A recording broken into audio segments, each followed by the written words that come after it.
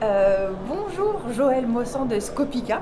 Bonjour. On a 7 minutes à passer ensemble, ça va passer vite. Et donc pour commencer, avant de parler de ce qui est important pour toi, est-ce que tu pourrais nous expliquer un peu ce que c'est Scopika et ce que vous faites? Alors Scopika, on est une agence de communication digitale. On existe depuis 2007 sous le nom de Scopika, mais on a commencé à créer des sites web au début en 1998. Donc on fait partie un petit peu des meubles sur l'Auvergne. Et aujourd'hui, l'agence a bien évolué par rapport à seulement les sites web qu'on fait toujours.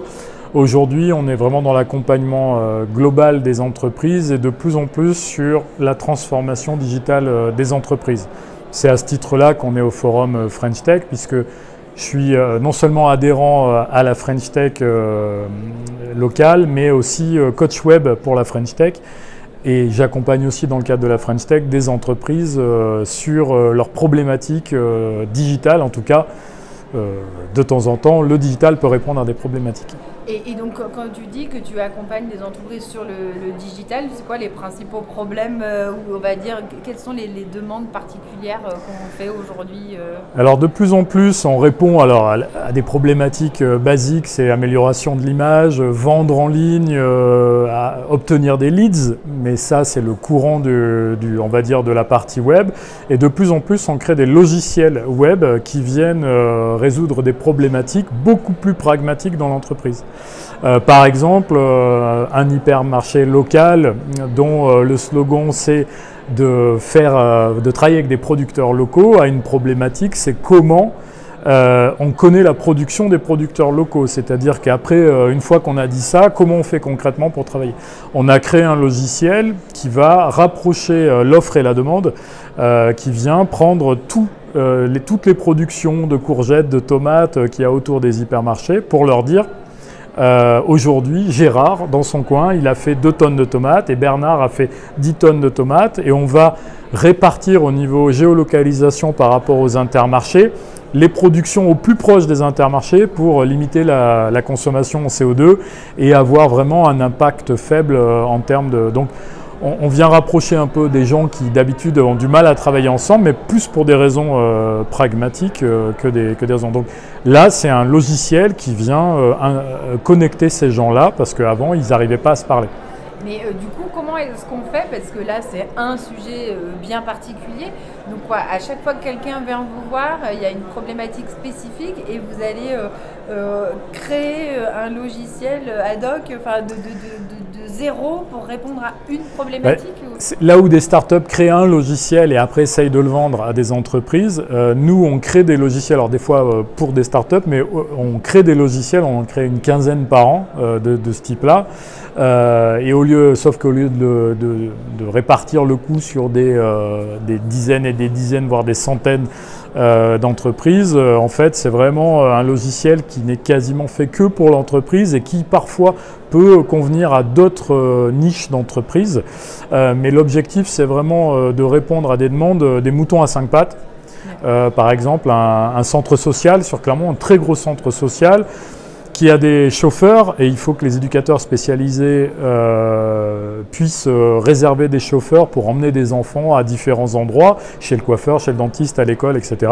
Et évidemment, il n'y a pas autant de chauffeurs que d'enfants et il faut une organisation très très précise.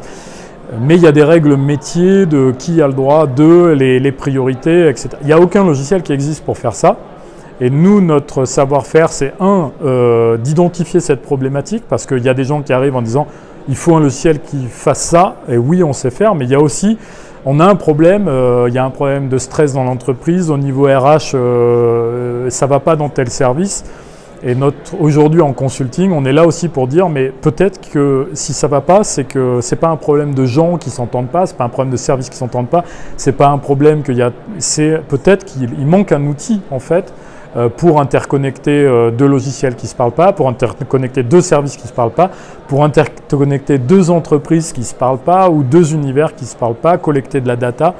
Voilà, donc c'est très large. Et la réponse peut des fois être non, c'est pas le numérique qui va résoudre le problème. C'est ce que j'allais te dire, parce qu'on entend beaucoup aujourd'hui, oui, mais voilà, en fait, on va toujours chercher une solution technologique à un problème dans une entreprise, dans une structure. Quand c'est ton business quand même de faire ça, toi, tu ne dis pas qu'il y a forcément une réponse technologique à un problème, que ça peut être finalement autre chose. Tu vas dire ça à un prospect que finalement, peut-être mieux qu'il se fasse des réunions le lundi matin pour faire circuler l'info, ou que le problème n'est pas forcément... C'est hyper important même, parce qu'on voit avec par exemple la dématérialisation au niveau national, dématérialisation des permis de conduire, des choses comme ça. Quand ça roule, c'est bien, mais en fait, ce qu'il ne faut pas dématérialiser aujourd'hui, c'est les problèmes. Les problèmes, il faut un humain en face, ne serait-ce que pour la gestion du stress, ne serait-ce que pour dire quelqu'un est en train de prendre en compte ma bizarrerie, parce qu'en général, quand on a un problème, c'est que justement le numérique est passé à côté d'un cas spécial. Et là, il faut assez vite débrayer sur de l'intelligence humaine, parce que même l'intelligence artificielle, elle est là pour résoudre plein de problèmes. Mais il y a des choses qu'il ne faut surtout pas confier au digital. En tout cas, c'est notre parti pris.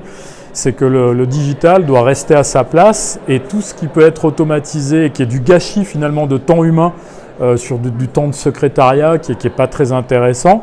L'idée, c'est ce temps-là qui des fois empêche de prendre justement réellement les problèmes des gens en compte, parce qu'on en manque de temps et donc on les expédie.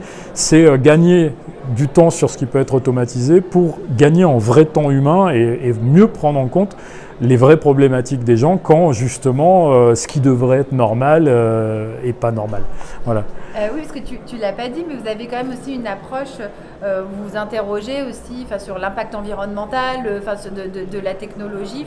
Il y a cette réflexion que vous avez dans les propositions que vous faites aussi, parce que c'est vrai que l'impact du numérique, il est assez flou, on s'en rend pas forcément compte.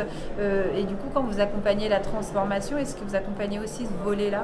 Alors déjà, on est une SCOP. Depuis 2007, on est une SCOP, comme les volcans à Clermont-Ferrand, par exemple. Et on est dans le champ de l'économie sociale et solidaire. Alors, on est à 100% dans le champ économique, mais on est aussi dans le champ de l'économie sociale et solidaire. Et de fait, on a une approche des projets qui intègre, par exemple, de façon naturelle la RSE, des notions de ce type-là. Et à côté de ça, on s'est vite intéressé à l'impact environnemental et sociétal de tout ce qu'on fait. Et c'est à quoi ça sert ce qu'on fait. Est-ce qu'on n'est pas dans un mode start-up, par exemple, juste pour faire de l'argent?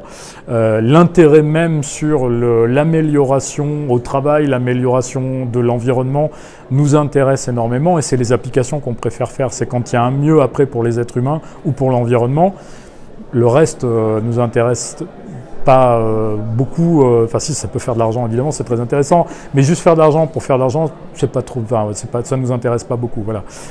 Je vois que les 7 minutes sont passées, donc merci beaucoup Joël pour cet éclairage. Et donc c'est Scopika, si on a besoin de se transformer et qu'en plus on veut réfléchir à une manière vertueuse peut-être de repenser ces transformations, on peut aller voir Scopika. Merci pour ton invitation.